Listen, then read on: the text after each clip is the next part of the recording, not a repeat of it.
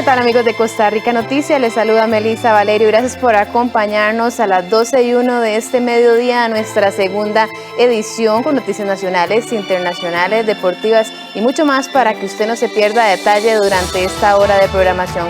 Les recordamos que estamos a través de 13 Costa Rica Televisión y de la 101.5 FM de Costa Rica Radio. Además, puede sintonizarnos a través de todas nuestras redes sociales que usted puede ver acá en la parte inferior de nuestra pantalla, Facebook, Twitter, YouTube, Instagram, cada una de ellas usted puede encontrar en unas la señal en vivo y en otras también informaciones que se generan día a día. Pero tenemos mucha información para el día de hoy, haciendo primero un repaso por nuestros titulares.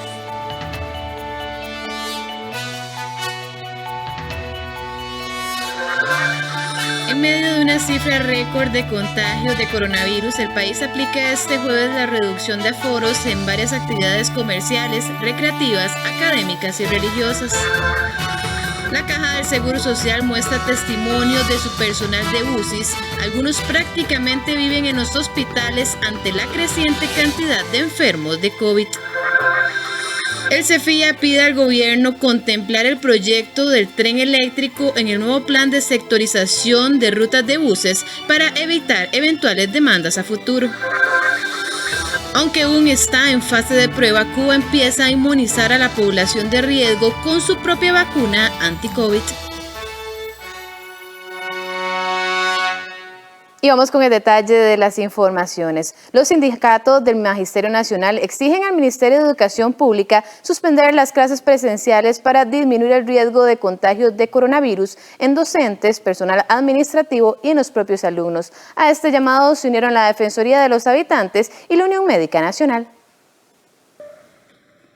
Los sindicatos del Magisterio Nacional que integran la Junta Paritaria de Relaciones Laborales hicieron un vehemente llamado al Ministerio de Educación Pública para que las clases se impartan virtualmente por el periodo que resulte necesario. El presidente de ANDE demandó que todos los centros educativos garanticen también las condiciones sanitarias para la protección de la vida y la salud. Este es un momento trascendental para evitar mayores contagios, hospitalizaciones y muertes, por lo cual el cambio a la modalidad de trabajo docente virtual es de suma importancia y urgencia. Demandamos que se implemente a la mayor brevedad posible. ¿Cuántas muertes del personal tienen que darse para que el Ministerio de Educación entre en razón? Entre tanto, la vocera de APSE urgió proteger la vida y la salud del personal educativo, los estudiantes y las familias, y además demandó modificar el plan de vacunación nacional para que el personal educativo sea vacunado de urgencia. Para que se retorne al modelo de educación virtual de manera temporal hasta que mejoren las condiciones epidemiológicas. Asimismo, la Unión Médica, la Defensoría de los Habitantes, municipios, legisladores, padres y madres de familia y diversos sectores han hecho el llamado a las autoridades del MEP y del Ministerio de Salud a regresar a la virtualidad temporalmente. Entre tanto, el presidente del SEC aseguró que los funcionarios del Ministerio de Educación Pública tienen la experiencia y la capacidad para sacar adelante el curso lectivo a distancia hasta que sea prudente regresar a las aulas. La idea es que prevalezca el resguardo a la salud de los estudiantes, del personal educativo, así como de los padres y madres de familia, quienes se relacionan en forma constante en los centros educativos y demás centros de trabajo. Los sindicatos también abogaron para que se vacune de inmediato al personal de más de 58 años de edad y con factores de riesgo, ya que es necesario una vacunación masiva en todo el país. Ante estas peticiones y llamado también se unieron la Defensora de los Habitantes, Catalina Crespo, y la Unión Médica Nacional. Y desde este jueves 13 y hasta el próximo 31 de mayo se reducirá el aforo en diversos establecimientos comerciales de entretenimiento, académicos y religiosos. Además, desde esta semana aplica la restricción vehicular en todo el país. La periodista Katia Meneses nos amplía la información. Muy buenas tardes, Katia, adelante.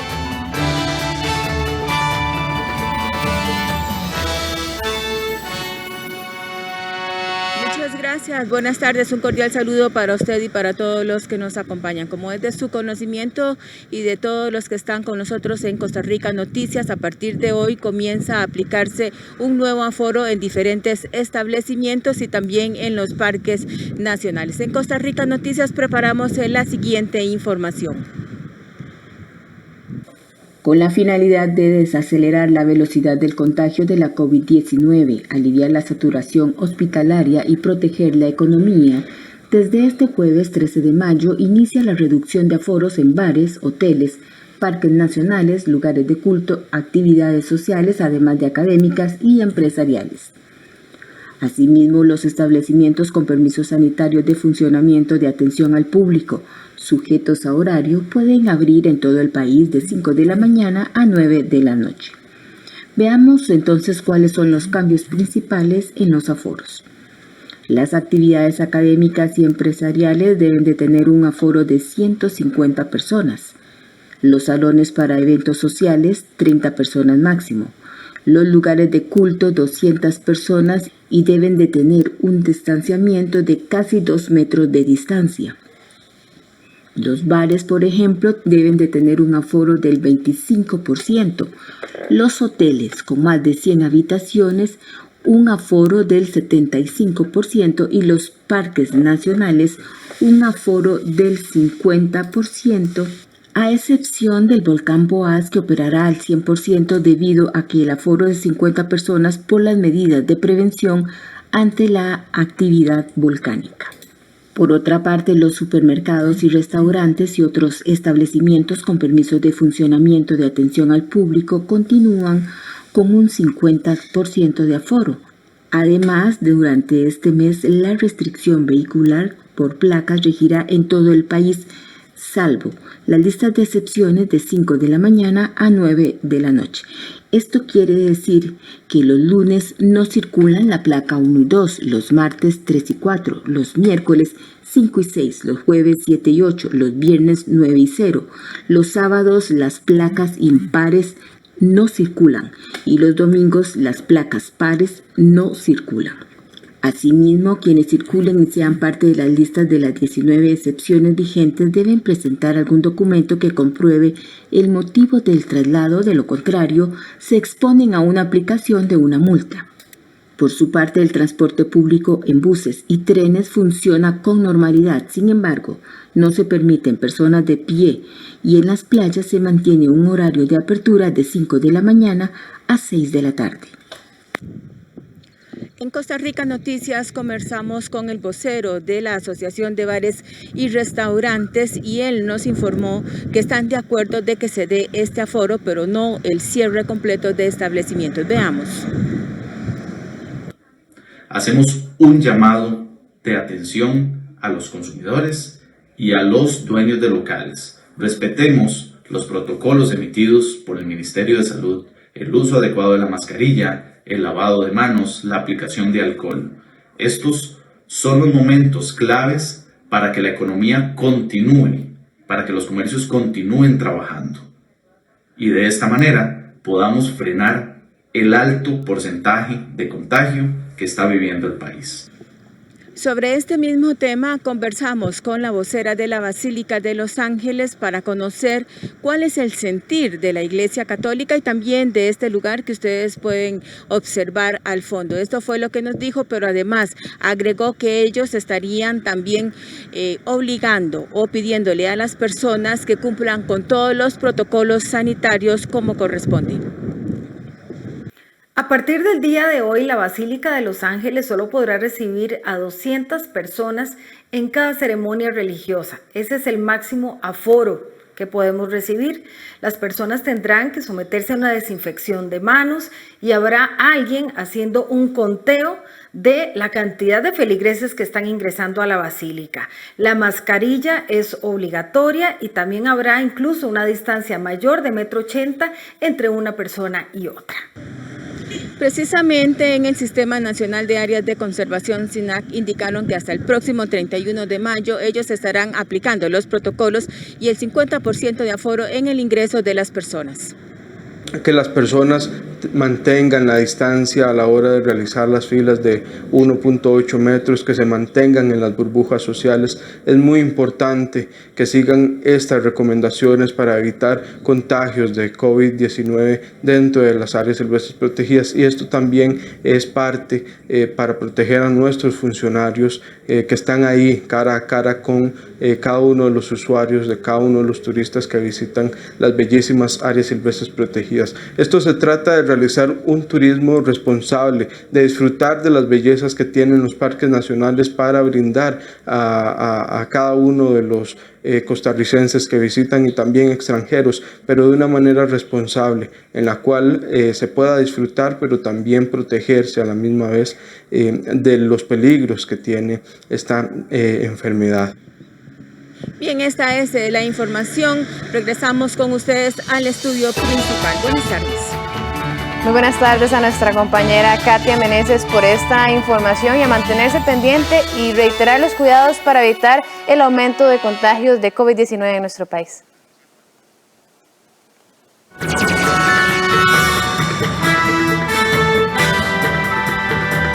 ¿Y cuál es el estado de las carreteras en nuestro país? Lo vemos gracias a la señal de cámarasvialescr.com.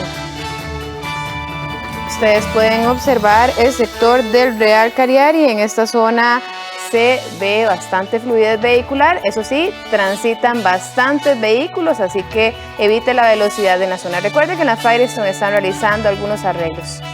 Ahora nos trasladamos a Tillo 8, en circunvalación, ruta 39. Como es habitual en esta zona, bastante congestión vehicular por el semáforo que se encuentra en este país, así que si debe trasladarse por la ruta 39, toma las precauciones y la paciencia del caso. Ahora nos trasladamos hasta Taras de Cartago. En esta zona hay bastante fluidez vehicular, eso sí, tránsito de vehículos pesados y un cielo nublado, así que podríamos estar esperando lluvias en esta zona. Por último, la ruta 27, después del peaje de Escazú, vista a Santa Ana, ustedes pueden observar en esta zona del mismo modo fluidez vehicular y posible pronta lluvia como se ha generado hoy en todo el día.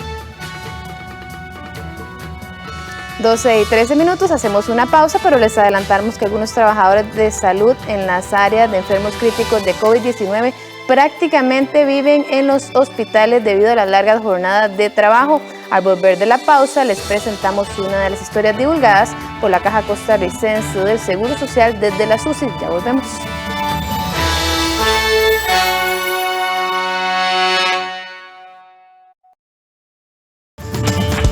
Celebramos el Mes PYME con condiciones especiales para reactivar tu empresa. Aprovechalas por tiempo limitado al solicitar tu crédito.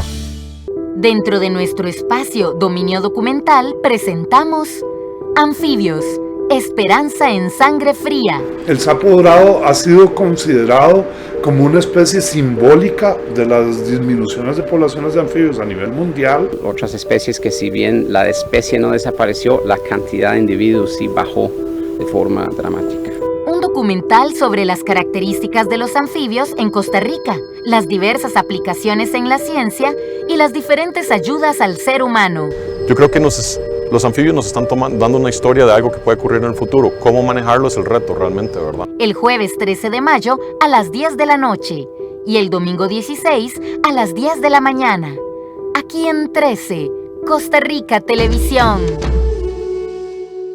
Es urgente que ahorremos agua. Mientras nos enjabonamos de las manos y lavamos los platos, cerremos la llave y al abrirla reduzcamos la presión del agua. Revisemos que no existan fugas en el servicio sanitario. Reguemos las plantas de noche y con un recipiente pequeño. Al lavar, aprovechemos el agua con una tanda completa de ropa.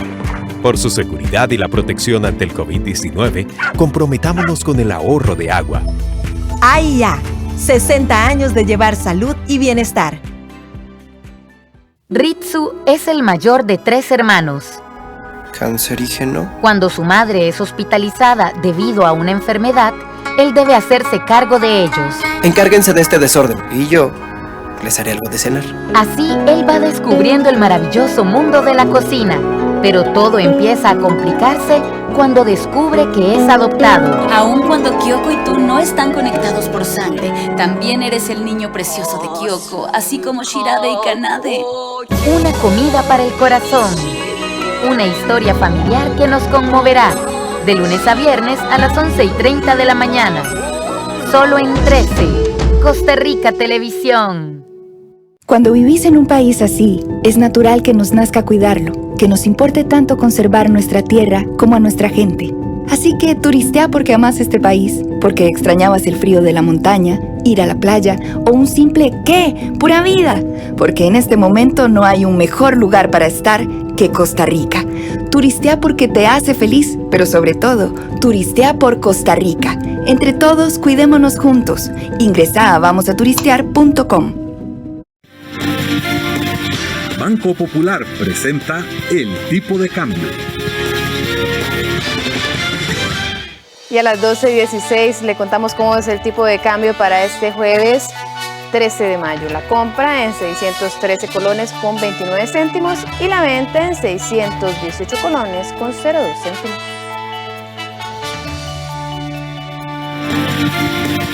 Banco Popular presentó El Tipo de Cambio. Y continuamos con más información. Este jueves, o miércoles más bien, el Ministerio de Salud presentó los datos de COVID-19 que se generaron en el país. 3.000 casos en las últimas 24 horas. Quiere decir que en el momento en el país hay 53.000 personas activas con COVID-19, 1 por cada 100 habitantes. Pero ¿cuáles son los datos? Como ya le mencionábamos, que se generaron el día de ayer, 3.173 nuevos casos en las últimas 24 horas, para un total de 276.887 casos confirmados o acumulados en nuestro país. Por su parte, en las últimas 24 horas fallecieron 26 personas. Para los datos generados este miércoles, la misma cifra de fallecidos el martes anterior, para un total de fallecidos de 3.482. Por último, en la lista de hospitalizados, según la Caja Costarricense del Seguro Social y el Ministerio de Salud, se encuentran 1.320 personas internadas. De ellas, 487 se encuentran en cuidados intensivos entre la Caja Costarricense del Seguro Social y el sector privado. Y como lo mencionábamos, este miércoles el país reportó el número más alto de contagios y hospitalizaciones desde que inició la pandemia. Para darnos un panorama de cómo se vive esta emergencia sanitaria en los centros médicos, tenemos en vivo a la doctora Crisia Díaz Valverde, quien es directora general del Hospital Max Peralta de Cartago. Doctora, gracias por estar con nosotros. Buenas tardes. Doctora, primeramente... Desde el Max Peralta. Gracias. Primeramente, sería importante que usted, que está ahí en el campo, podría describirnos con mucho detalle cuál es el panorama actual del área COVID del Hospital Max Peralta. Bueno, nosotros acá en el Max Peralta tenemos dos áreas COVID realmente. Tenemos una en el servicio de emergencias, que es donde valoramos los pacientes positivos que están ya diagnosticados y están en sus casas, tienen alguna descompensación y son traídos al hospital, usualmente por la Cruz Roja o por sus familiares en vehículos particulares. Una vez que son valorados ahí, se determina su condición y se clasifican, ya sea si requieren hospitalización, en leves, moderados y severos o críticos. Entonces, una vez que esto sucede, pues son enviados a hospitalización. Nosotros en este momento tenemos acá en el hospital 44 camas de cuidado intensivo, y tenemos 30 camas de salón, lo que se conoce como leves y moderadas, más las 44 camas de cuidado intensivo y camas pediátricas también. Realmente es un trabajo continuo, 24 horas sin descanso. El personal ha hecho pues lo mejor que está en sus manos para atender los pacientes. En las últimas semanas el aumento ha sido significativo y hemos salido avante. Hemos tenido que hacer reorganizaciones a lo interno del hospital, cambiar flujos de pacientes, cambiar salones de encamados a otros lugares. Prácticamente todos los días son diferentes, todos los días hay que atender diversas situaciones que se dan, pero siempre todo se hace con una gran mística y con la dedicación al máximo para brindar el mejor servicio que podamos a todos nuestros usuarios. Doctora, ¿y cuáles son las características de los enfermos de COVID que están llegando? ¿Están llegando muy graves? ¿Piden oxígeno? ¿Qué es la situación con respecto a estas personas que llegan? Básicamente lo que hemos visto en esta ola, a diferencia de las anteriores, es que los pacientes nos llegan en una condición más delicada que lo que nos llegaban antes. También son pacientes mucho más jóvenes y el factor de riesgo de obesidad es sumamente importante. Por ejemplo, ayer teníamos 4 pacientes en observación, los 4 pacientes eran obesos. Y esto ha sido una situación que nos complica todavía más y tanto a los pacientes, porque que nos estén llegando más delicados, pues obviamente es una situación más difícil de manejar. El consumo, por ejemplo, de oxígeno es muy importante, reservas nuestras de oxígeno. Antes, por ejemplo, te puedo contar que hace un año nosotros tenemos un tanque de oxígeno de 4.500 galones, oxígeno líquido. Ese tanque nos duraba una semana completa totalmente lleno. Ahora tenemos que recargarlo cada 2 días porque el consumo de oxígeno es importante. Los pacientes nos vienen en condiciones pues bastante delicadas algunos, otros en condiciones más leves y muy jóvenes comparado con la ola anterior. Por ejemplo, hemos tenido promedios de edad en la unidad de cuidado intensivo nuestra de 49 años. Doctora, ¿esto se podrá deber a que las personas están esperando tal vez un poco más para ir al hospital o lo descartan, dicen no es COVID, es un resfrío y terminan llegando muy grave a estos centros?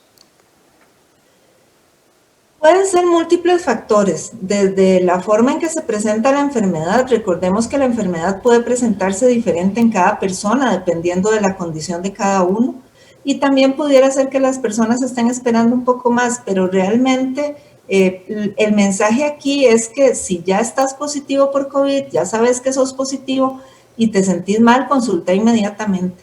Eso es, pues yo creo que básico en esta parte, ¿verdad? Igual, si aún no está diagnosticado y tiene síntomas que lo hagan pensar que puede tener un COVID o que tuvo contacto con algún paciente y empieza sintomático, también que consulte lo antes posible para realizársele la prueba y determinar si es un positivo o no. Yo pienso que se han hecho muchos cambios en los hospitales para poder dar esa atención y que es importante que los pacientes consulten en el momento en que sientan la necesidad. Ahora, a pesar de ser un hospital regional, el Max Peralta también ha tenido que hacerle frente a los internamientos y, como ya usted lo mencionaba, abrir espacios en donde no los hay. ¿Han debido rechazar pacientes o no dar abasto en sus capacidades, doctora? O incluso usted ya lo mencionaba, que no hay oxígeno, por ejemplo. ¿Qué ha sucedido también en este tema? Nosotros realmente hemos redistribuido tanto los flujos de pacientes como los salones de encamados. Aún estamos, por ejemplo, operando en todas las especialidades. Sí hemos tenido que reducir algunos servicios porque ya no se consigue personal para hacerle frente, digamos, a las situaciones. Ya el mercado laboral está prácticamente, todo el mundo está trabajando. Entonces, para poder seguir brindando atención a la creciente cantidad de pacientes COVID-19 positivos, se tienen que redistribuir servicios. Entonces, por ejemplo, tenemos que disminuir la cantidad de atenciones en algunas otras áreas para poder hacerle frente al COVID. Con el suministro de oxígeno nosotros estamos muy bien. Lo que te comentaba es que se gasta más rápido, pero se rellenan los tanques, no es que no tengamos, sino que se rellenan más rápido de lo que se rellenaban antes, pero sí tenemos suficiente, no hay ningún problema. Los servicios, por ejemplo, nosotros operamos usualmente con 9 salas de operaciones en el primer turno y 5 salas de operaciones en el segundo turno.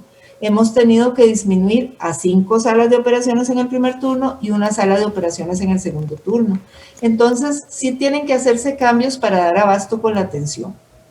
Los pacientes críticos y severos son pacientes muy delicados que requieren una atención muy directa, entonces consumen mucho personal. Ahí hay personas que pasan 2 turnos, 3 turnos incluso atendiendo a estos pacientes con los equipos de protección personal, que ya eso de por sí es una limitante. Igual se hacen todos los esfuerzos necesarios para esto, pero sí ha habido que redistribuir servicios, limitar algunas atenciones, virtualizar otras para poder hacerle frente a la situación. Básicamente tenemos como 2 hospitales en uno, una parte dedicada a COVID-19 y una parte dedicada a no COVID. Para finalizar, doctora, ya usted lo adelantaba un poco, pero ¿cómo se siente el personal a ver este incremento de casos a pesar de las múltiples advertencias de las diferentes autoridades de salud? Sin embargo, seguimos viendo un incremento importante en los casos. El personal, yo estoy muy orgullosa de todo mi personal. El personal del Hospital Max Peralta se ha comportado a la altura, han hecho esfuerzos increíbles, ya le digo, trabajan horas seguidas en esto. El personal, pues de ahí, todos esperaríamos que la gente se cuide, porque nosotros aquí estamos, aquí vamos a seguir, vamos a dar nuestro mejor esfuerzo, pero no podemos solos. Requerimos que cada persona asuma su propia responsabilidad. Hay momentos en la vida para todo y este es el momento de cuidarnos. Y no solo con el COVID, no solo andar su mascarilla, mantener el distanciamiento, lavarse las manos, no estar en sitios donde haya aglomeración de personas, en sitios cerrados con mucha gente, no visitar otras personas. No solo eso, también tenemos la afluencia de pacientes por otras patologías que van a necesitar cama hospitalaria, van a necesitar incluso algunos cuidados intensivos. Y en estas últimas semanas hemos visto que los accidentes de tránsito, las heridas por arma blanca, las heridas por arma de fuego, todo está en aumento. Entonces, todo eso consume muchísimos servicios. Entonces, a cuidarse en todos los aspectos de la vida realmente. No solo con las medidas contra el COVID, sino también en los demás aspectos, porque todo va a requerir cama hospitalaria. Entonces, eso también es muy importante. Es el momento para cuidarnos todos. El personal de salud del Hospital Max Peralta siempre está dando su mejor esfuerzo, pero no puede solo. Necesita el apoyo de ustedes cuidándose y eso es lo más importante. Muchísimas gracias, doctora, por habernos acompañado, darnos este panorama no solo del Max Peralta, sino de la situación país y el que están viviendo en el sector salud de nuestro país. Gracias. Conversábamos con la doctora Crisia Díaz, quien es directora del Hospital Max Peralta en Cartago, y como ya lo mencionábamos, nos decía qué es lo que está sucediendo en esta región, pero también un panorama de lo que está viviendo el sector de salud y este aumento importante de casos de COVID-19. Y continuando con temas también de salud, algunos trabajadores de este sector tienen hasta maletas con ropa en los hospitales, donde deben pasar largas jornadas y constante aseo para evitar contagios por el SARS-CoV-2. Estos rostros y vivencias desde las UCIs son dados a conocer por la Caja del Seguro Social en un intento para concientizar a la población sobre el drama que se vive en los hospitales ante, como ya lo decíamos, el incremento de casos y enfermos. Veamos la historia. Elías Serrano Vargas es terapeuta respiratorio desde hace 15 años. Labora en la unidad de cuidados intensivos del Hospital San Juan de Dios. Él asegura que pasa muchas horas en el hospital, que incluso él y varios compañeros tienen maletas con ropa para bañarse y seguir trabajando. Trabajamos muchas horas al día, 36 horas y más, a veces completamos 40 y más horas. Algunos compañeros van a la casa un ratito, regresan, se bañan acá, nos bañamos acá 3 veces al día o cada vez que ingresamos a los cuartos. Todos andamos suficientes maletas con ropa para poder asearnos y darnos el mantenimiento constantemente. Pues esto sí es un poco estresante para todos, es frustrante a veces cuando escuchamos hay más demanda, poco espacio y realmente eso afecta porque estamos tratando de alcanzar y a veces ni siquiera hay tiempo de comer. A pesar del cansancio y la saturación hospitalaria, Elías asegura que se alegra de que se puedan abrir nuevos espacios para que más personas tengan la oportunidad de recibir atención médica. Es una oportunidad para muchos pacientes que realmente ameritan estas condiciones. Aumentar el número de camas UCI también en parte es un compromiso, como también es un alivio para nosotros porque al quedarnos sin espacios disponibles también nosotros nos estresamos. Realmente vivimos condiciones de apuro con estos pacientes, muchas horas de trabajo, mucha carrera, mucha emergencia, poco personal, pero creo que hacemos un engranaje entre todos los equipos multidisciplinarios para sacar eso adelante. Y es que la Caja Costarricense del Seguro Social reportó que a este miércoles 472 personas se encontraban en las unidades de cuidados intensivos de la entidad, de ellos 186 en estado crítico. Además, informó que el total de personas hospitalizadas, más de 1,000, el 64% padece presión arterial, el 38% diabetes y el 36% algún grado de obesidad.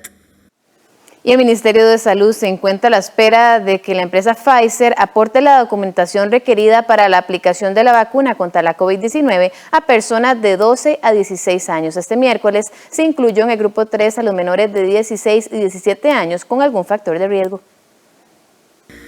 El pasado 11 de mayo, la Agencia de Medicamentos de Estados Unidos, FDA, autorizó el uso de la vacuna contra COVID-19 de Pfizer-BioNTech para menores entre los 12 y 15 años. Ante este pronunciamiento, el Ministerio de Salud costarricense se encuentra a la espera de que la empresa Pfizer aporte la documentación requerida ante la aprobación brindada por la FDA para su uso en esta población. Recientemente, esta entidad autorizó la aplicación de dicha inmunización a menores de 16 y 17 años con algún factor de riesgo para que ingresen al grupo 3 de vacunación. En Estados Unidos, los ensayos de fase 3 incluyeron a esta población menores de 18 años, de 16 a 18, y encontraron que tenía la vacuna la misma eficacia en estos y no presentaban mayores problemas ni efectos secundarios. Estados Unidos acaba de aprobar también su uso para menores de 16 años hasta los 12, o sea, de 12 a 16, y está en el transcurso de hacer estudios de fase 3 con menores de 12 años. Y pues Costa Rica ya introduce a estos menores de 18 con factores de riesgo para ser vacunados lo más pronto posible. Según médicos, los adolescentes suelen desarrollar formas más leves de COVID-19 que los adultos, pero contagian, por lo que su inmunización debe ayudar a frenar la pandemia. Mucha gente podría preguntarse por qué es necesario vacunar a los adolescentes. Pues los adolescentes y los niños y niñas no solo se infectan efectivamente, sino que también pueden transmitir el virus. Eso ha sido una falsa idea de que ellos no sufren por este virus. Sí es cierto que tienen menor severidad, pero los que tienen alguna severidad, pues esta severidad es muy complicada y podrían llegar a sucumbir a la enfermedad. Por su parte, para la infectóloga del Hospital Nacional de Niños, María Luisa Ávila, es una buena noticia que se amplíe la edad de vacunación, tanto para el beneficio de los menores como de los adultos que conviven con ellos, por ejemplo, la población docente.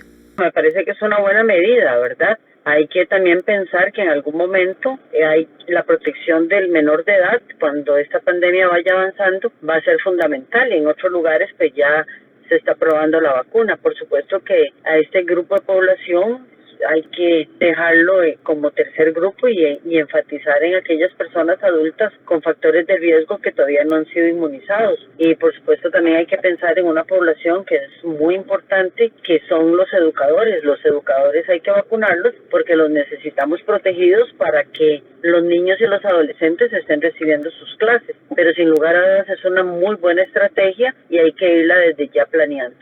Pfizer-BioNTech anunció la semana pasada que esperan presentar en Estados Unidos una solicitud de autorización de emergencia en septiembre de su vacuna para niños de 2 a 11 años, mientras que el pedido de autorización del inmunizante para los niños de 6 meses a 2 años podría tener lugar en el cuarto trimestre según los laboratorios. Esta sería la única vacuna que se puede aplicar a menores, ya que los otros laboratorios aún no han presentado estudios clínicos para esta población. Y cambiamos de tema. A partir del próximo 17 de mayo, las tarifas de los peajes de la Ruta 1, concretamente en las estaciones de Naranjo y Río Segundo, aumentarán de precio debido a un ajuste por inflación. Las alzas para algunos vehículos en la estación de Naranjo rondarán entre los 25 y 100 colones y en la estación de Río Segundo entre los 25 y 50 colones. Los conductores que suelen transitar por la Ruta 1 deberán tomar en cuenta que a partir del próximo lunes 17 de mayo empezará a regir un ajuste en las tarifas de los peajes en las estaciones de Naranjo y Río Segundo. Así lo dio a conocer el Fideicomiso de Ruta 1 esta semana. Para el Fideicomiso de Ruta 1 es importante comunicarles a los usuarios de la Ruta 1 que a partir de las 0 horas del lunes 17 de mayo las tasas de peajes en las estaciones de Río Segundo y Naranjo tendrán un aumento. Este incremento en las tasas de peaje se origina por una variación en el índice de precios al consumidor de los Estados Unidos que es una de las variables o parámetros aprobados por la ARECEP el año pasado, en octubre del 2020. Los ajustes en las tarifas son los siguientes. En la carretera General Cañas, en la estación de peajes Río Segundo, sentido San José a Alajuela, para motos 275 colones, automóviles 275 colones, buses 700 colones, vehículos de 2 ejes 850 colones, vehículos de 3 y 4 ejes 950 colones y vehículos de 5 ejes 1.275 colones. Para la carretera Bernardo Soto, en la estación de peajes de Naranjo, en el sentido San Ramón Alajuela, los precios son los siguientes: 550 colones las motos, 550 los automóviles, 2.455 colones los autobuses, 2.425 los vehículos de 2 ejes, 2.675 colones vehículos de 3 y 4 ejes y 4.075 colones vehículos de 5 ejes. El fideicomiso recordó que las tasas de peaje en la Ruta 1 no contemplan utilidades o ganancias, pues las características de la estructura tarifaria se fundamentan en un servicio al costo para el usuario. Esto quiere decir que los fondos recaudados se utilizan exclusivamente para cubrir gastos e inversiones asociadas al diseño, construcción, equipamiento, operación, mantenimiento o costo financiero del proyecto. Además, Pedro Zamora, supervisor de banca de inversión del Banco de Costa Rica, señaló que a partir de esta semana inicia el proceso de negociación con las entidades financieras del país.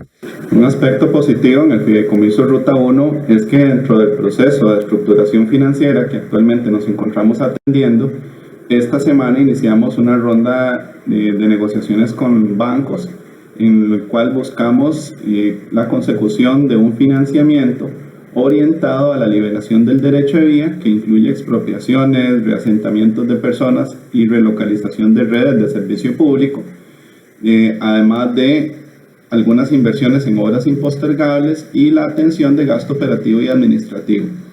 Este tema es muy importante para el proyecto porque está encadenado al proyecto integral. En el caso de que los usuarios tengan alguna duda con la información, pueden consultar la página de la Ruta 1, www.ruta1.cr.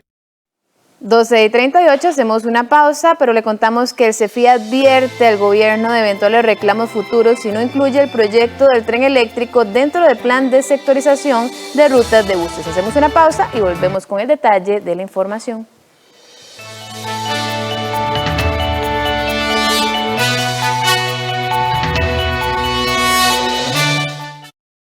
Hay un banco que sí es diferente a todos los demás. Es el único banco que durante los últimos 20 años ha dedicado más de 84.900 millones de sus utilidades para impulsar actividades de bienestar social, que se destaca por construir oportunidades para las personas, apoyando el desarrollo de nuestras comunidades. Un banco con productos y servicios accesibles que genera el crecimiento de las MIPYMES, creando oportunidades de trabajo. Nosotros sí somos diferentes. Banco Popular y de Desarrollo Comunal. Construimos bienestar. Monteverde se ha convertido en mi comunidad y entre todos nos cuidamos. Al entrar a mi negocio hay que usar mascarilla, lavarse las manos y mantener la distancia. Yo tuve COVID, pasé por momentos muy duros y no quiero eso para mi familia ni para mis vecinos y amigos. Queremos que más personas puedan conocer este maravilloso país con seguridad. Y eso solo se logra si nos cuidamos todos. En nuestro espacio Arte 13, un espectáculo dedicado a uno de los bailes más populares en América Latina y una de sus grandes inspiraciones. Amores y Boleros, del grupo Curubandé. Este domingo 16 de mayo a las 2:30 de la tarde, en 13, Costa Rica Televisión. Han pasado 29 días exactamente. ¿Te da miedo que te descubra? Que no estaban así como un jueguillo de esos que usted... ¡Quítalo! En Cine en Cortos, este jueves 13 de mayo a las 9 de la noche, veremos varios cortos de la serie Secuelas de la Cuarentena, que nos cuentan cómo este estado nos lleva al egoísmo. Aquí en 13, Costa Rica Televisión.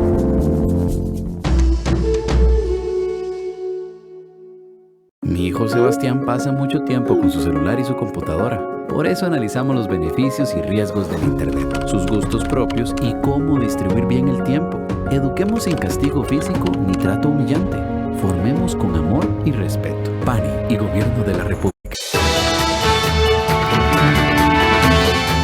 12:41 y continuamos con la información. El Colegio Federado de Ingenieros y Arquitectos recomienda al gobierno incluir la futura entrada en operación del tren eléctrico en la nueva propuesta de sectorización de buses que deberá presentar el Ministerio de Obras Públicas y Transportes en septiembre de este año. El CEFI advierte que de no renovarse las concesiones de buses tal cual y como están, sin tomar en cuenta el proyecto del tren eléctrico, los concesionarios podrían pedir altas indemnizaciones a futuro. A pesar de que el proyecto para contar con un tren eléctrico en Costa Rica aún se encuentra en una etapa inicial, el Colegio de Ingenieros y Arquitectos desarrolló un informe en donde detalla y recomienda al Estado algunas consideraciones para fortalecer este proyecto, entre las cuales destaca la necesidad de que el Consejo de Transporte Público defina e incluya la operatividad del tren eléctrico dentro de la propuesta de sectorización que tiene que presentar el Ministerio de Obras Públicas antes del vencimiento de las concesiones de transporte público de la GAM en septiembre del 2021. Si el proyecto del tren eléctrico requiere un cambio en el esquema del transporte público, entonces permitiría que los concesionarios tengan claro que, en algún momento del siguiente periodo de 7 años, tendrían que aceptar los nuevos esquemas operativos. De no ser así, el CEFI advierte que los concesionarios podrían pedir altas indemnizaciones si el Estado quisiera cambiar los esquemas operativos en función del tren. La otra alternativa sería que el gobierno central espere hasta el año 2028 para plantear un esquema operativo del tren integrado de manera multimodal al transporte público por bus. La recomendación forma parte del informe que presentó el Colegio de Ingenieros y Arquitectos este miércoles en conferencia de prensa. El Colegio Federado de Ingenieros y Arquitectos, mediante un equipo multidisciplinario, se ha dado a la tarea de analizar el proyecto del tren rápido de pasajeros. El día de hoy se ha entregado un informe con ciertos ítems de relevancia importante para el mismo. Se ha hablado del trazado, del ancho de vía, de la necesidad de integración multimodal, de expropiaciones, de demanda, de electrificación como parte también relevante con varios aspectos referentes a la misma, y ha concluido, después de una exhaustiva labor, apoyar el proyecto, verlo como una necesidad país, como un beneficio para la movilidad activa urbana de nuestro territorio. Según el colegio, una de las limitaciones de este proyecto es que la empresa IDO, la cual realizó el estudio de factibilidad, consideró un escenario donde no se contempla un nuevo esquema de transporte público. El CEFIA también recomienda al Estado que las empresas oferentes para la ejecución del proyecto disminuyan al máximo posible la cantidad de expropiaciones, debido a que representa un proceso de alto costo y complejo en cuanto a la adquisición, especialmente en zonas urbanas. El actual proyecto incluye unas 450 expropiaciones. De acuerdo con el gobierno, el tren eléctrico tendría 46 estaciones a lo largo de 84 kilómetros desde Paraíso de Cartago hasta el Coyol de Alajuela y beneficiaría a más de 1.350.000 habitantes de la GAM. Su financiamiento sería a través de un préstamo con el Banco Centroamericano de Integración Económica de $550 millones a 25 años plazo y con 5 años de gracia para financiar el aporte estatal del proyecto. Y los diputados pidieron este jueves agilizar el proceso de vacunación contra la COVID-19 y suspender las clases presenciales debido al aumento de contagios y colapso de hospitales. Tras el aumento desmedido de contagios de COVID-19 en el país y el colapso de los hospitales, los diputados pidieron al Poder Ejecutivo agilizar y fortalecer el proceso de vacunación. Según los legisladores, poblaciones como los docentes y funcionarios del sector turístico también deberían estar vacunados, por lo que el país debe ser mucho más agresivo para obtener más dosis y de esta forma inmunizar a la mayor parte de la población. Los legisladores pidieron cuentas al Ministerio de Salud y a la Presidencia de la República sobre la cantidad de vacunas que se recibieron, las que están en inventario y cuántas están comprometidas con las casas farmacéuticas. Tenemos la obligación de exigirle al presidente de la República y al ministro de Salud un cronograma específico, que nos digan exactamente cuántas vacunas han recibido, cuántas se han aplicado, cuántas están en inventario y cuántas están comprometidas por las casas farmacéuticas y cuáles casas farmacéuticas. Esa es la obligación más importante que podemos exigirle al Poder Ejecutivo en este momento en representación del pueblo de Costa Rica que nos eligió. Hoy mismo le estoy dando seguimiento a esta respuesta que es un plato de babas para que el Poder Ejecutivo cumpla con su obligación de rendir cuentas. Y es que podríamos ser optimistas y decir que el proceso va rápido, pero no es así. Y es ahí donde quiero hacer el llamado a conformar un frente común para atender este fenómeno desde todos los frentes posibles. No podemos ser tan optimistas, y aunque encuestas puedan decir lo contrario, y esperar que nos lleguen las vacunas a la buena voluntad de empresas o esperar que nos hagan un préstamo de dosis. El país debe ser mucho más agresivo y si se requiere el concurso de empresas privadas y profesionales de la salud, estoy segura que muchos levantarían la mano ahora mismo para que el país deje el rezago en la vacunación y el menor tiempo posible para que se inmunice a la mayor parte de la población. Por otro lado, el diputado de Liberación Nacional, Luis Fernando Chacón, solicitó suspender las clases presenciales y pasar de lleno a la virtualidad para no exponer a los docentes ni alumnos. En esa misma línea, la diputada independiente Nidia Céspedes presentó una moción para que se haga una excitativa a la ministra de Educación a suspender las lecciones presenciales de forma inmediata. Sus centros hospitalarios, la recomendación es suspender las clases presenciales. Diputadas y diputados de la República, creo que ese momento ya llegó a este país. En el pico más crítico de la pandemia, con más de 2,000 casos por día y saturados nuestros centros hospitalarios, es momento de regresar a las clases virtuales. Lo he dicho, se lo he pedido al presidente de la República y a la ministra de Educación. Llegó la hora de suspender temporalmente las clases presenciales y sustituirlas en todo el país por clases virtuales. Este miércoles el país registró 3.173 nuevos casos de COVID-19, 26 fallecimientos y 1.320 hospitalizaciones.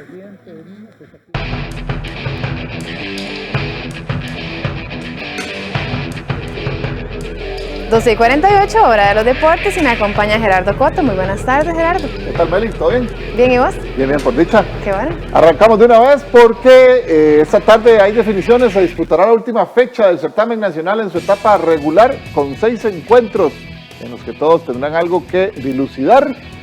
Se moverá la tabla tanto en la parte alta como la baja. Todos los juegos serán a las 3 de la tarde en el Fello Mesa. El Herediano recibirá a Limón. En el Carlos Ugal de San Carlos será anfitrión del Saprissa. En el Morera Soto, Alajuelense recibirá a Guadalupe, mientras que en Pérez Celedón, el cuadro local será anfitrión de Sporting. Los restantes juegos se disputarán en Jicaral, entre los locales y Cartaginés, y en Guapiles, entre el Santos y Grecia. Alajuelense y Santos ya están clasificados a semifinales. La tercera y cuarta plaza se disputa entre Saprissa y Herediano, lo mismo que Cartaginés, Jicaral y San Carlos. Mientras que evadir el último lugar es la meta de hoy para Sporting, Grecia, Guadalupe y Limón. Todos los partidos a las 3 de la tarde. Óscar Esteban Granados podría convertirse el próximo torneo en el sexto jugador desde 1921 en sobrepasar la barrera de los 600 partidos en el certamen tico. Óscar Esteban Granados tiene contrato hasta diciembre del 2023 con el Herediano, razón suficiente para creer que podrá llegar de sobra a los 600 partidos en el fútbol nacional. El aguerrido volante contabiliza 591 encuentros y agradece la oportunidad que ha tenido en su carrera de hacer historia. Esto requiere de mucho esfuerzo. Suena fácil decirlo, pero eso requiere casi 18 años de carrera, de ser constante en los equipos que has jugado. Y eso me llena de ilusión porque la verdad todos los entrenadores con los que me han dirigido han confiado en mí. Entonces, primero Dios, la verdad sí he llevado ese acto gracias a Coto. Y bueno, esperando en Dios poder cumplirlo lo más pronto posible. Sí espero en Dios seguir primero en el Herediano, que gracias a Dios ahí pude extender ya mi legamen con ellos y bueno, espero seguir cumpliéndolos con el Herediano. Granados podría establecer otro récord, aunque tendría que jugar casi 35 partidos el próximo año para conseguirlo. y es ser el cuarto jugador del Herediano con más duelos, ya que llegaría a superar los 422 que dejó inscritos Giovanni Jara. Por el momento podemos repasar a los futbolistas con más partidos en la historia del fútbol nacional. Marvin Obando tuvo 685 partidos y anotó 73 goles. Julio Führer, 684 juegos y 24 tantos. Enrique Díaz se retiró con 676 partidos y 76 goles.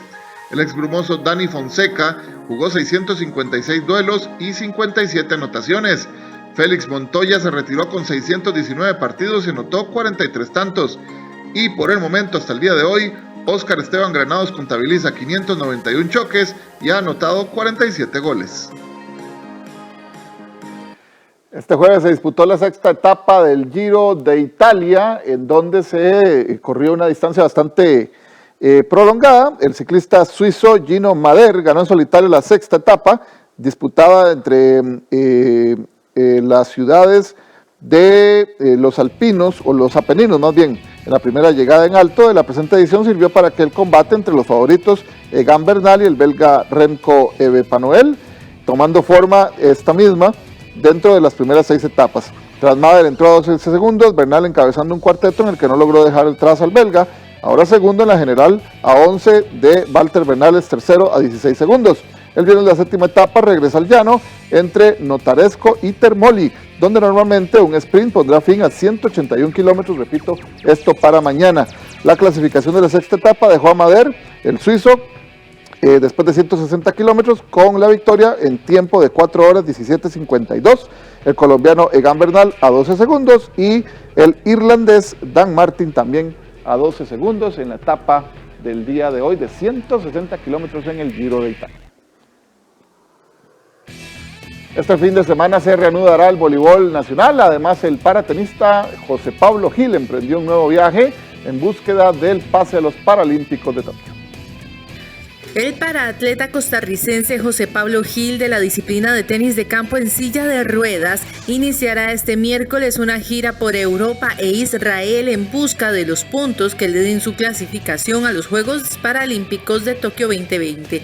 Luego de su exitosa gira por Turquía, donde consiguió avanzar del puesto 54 al 52 del ranking mundial, Gil retornará al viejo continente para efectuar 6 torneos entre el 12 de mayo y el 6 de junio. Esto será un todo o nada para el tico. Otro de los atletas que buscan su clasificación a las justas olímpicas, Roberto Saugers, en lanzamiento de martillo completó su inmunización en los Estados Unidos y queda protegido contra el virus de la COVID-19. El pasado 29 de mayo el costarricense había recibido la primera dosis de la vacuna, con lo que completa el procedimiento que muchos atletas en el mundo esperan realizar. Saugers estará buscando en estos meses su clasificación. Después del parón provocado por la tercera ola de la COVID-19 en el país, poco a poco las disciplinas deportivas activas retoman sus competencias. A mitad de semana inició la Liga Superior de Baloncesto y este fin de semana vuelve el voleibol tanto en playa como sala y se estarán reanudando el sábado. La categoría A tendrá su fecha final hasta el 22 y 23 de mayo.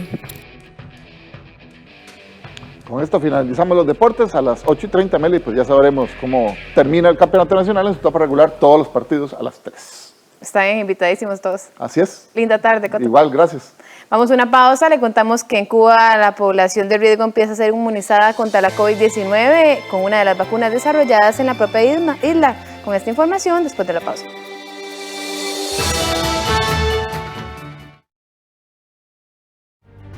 Monteverde se ha convertido en mi comunidad y entre todos nos cuidamos. Al entrar a mi negocio hay que usar mascarilla, lavarse las manos y mantener la distancia. Yo tuve COVID, pasé por momentos muy duros y no quiero eso para mi familia ni para mis vecinos y amigos. Queremos que más personas puedan conocer este maravilloso país con seguridad. Y eso solo se logra si nos cuidamos todos.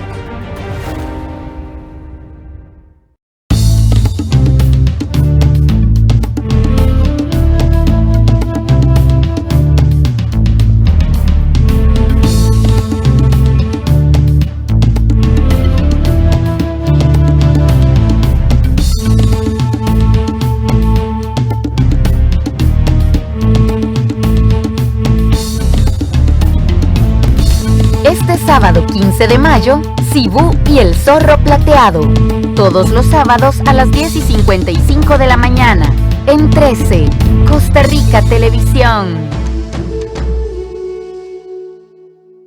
Mi hija Ariana disfruta mucho ver tele y le explico la importancia de también descansar y alimentarse bien. Por eso definimos horarios tomando en cuenta lo que ella quiere y llegamos a acuerdos. Eduquemos sin castigo físico ni trato humillante. Formemos con amor y respeto. PAN y Gobierno de la República. Hola, ¿qué tal? Mi nombre es Adrián Naranjo y soy parte del equipo de producción de 13 Costa Rica Televisión. A diario nos llegan mensajes de apoyo, informaciones de iniciativas gubernamentales, empresariales que buscan adaptarse y sobrevivir. Historias innovadoras y esperanzadoras de personas que luchan por encontrar soluciones en estos tiempos de cambio. Y son precisamente esos esfuerzos los que vamos a compartir acá, en este programa Soluciones del 13. Todos los días a la 1 de la tarde y los martes luego de la conferencia del COVID. Aquí en 13, Costa Rica Televisión.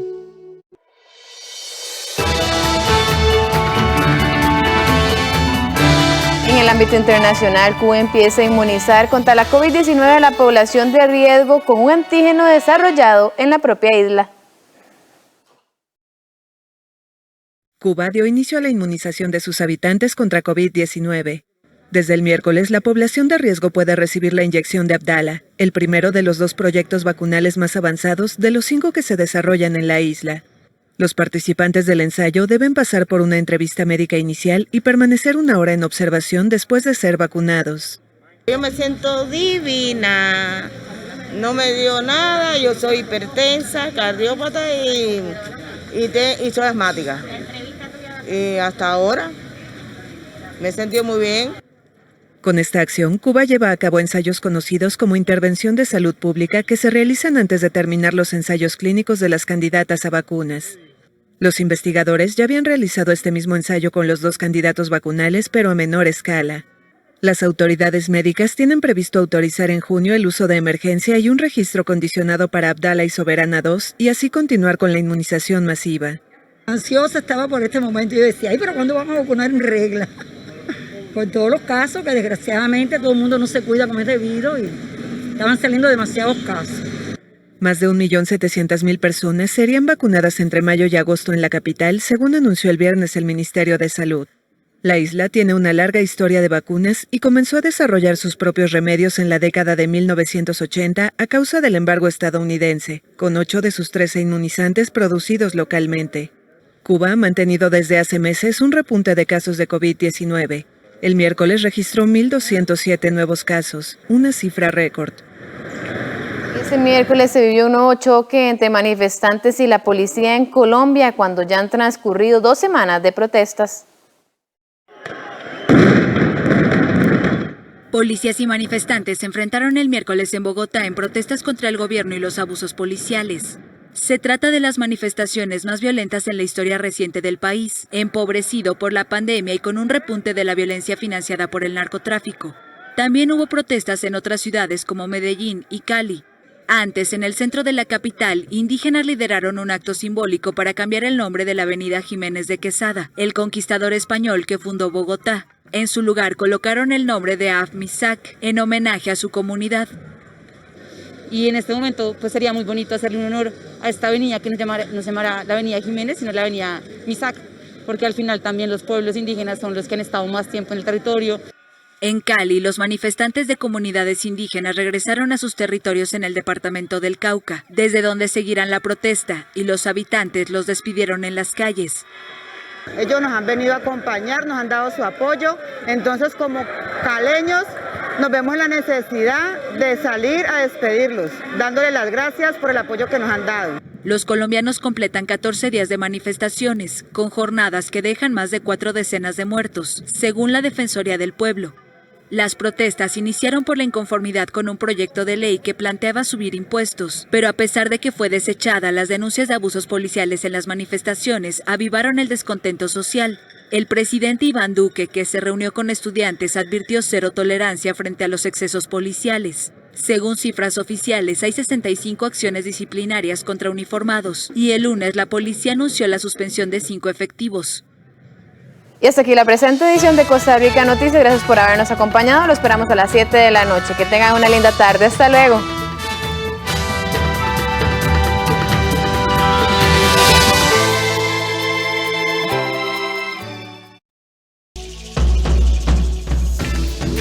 A continuación, Soluciones del 13.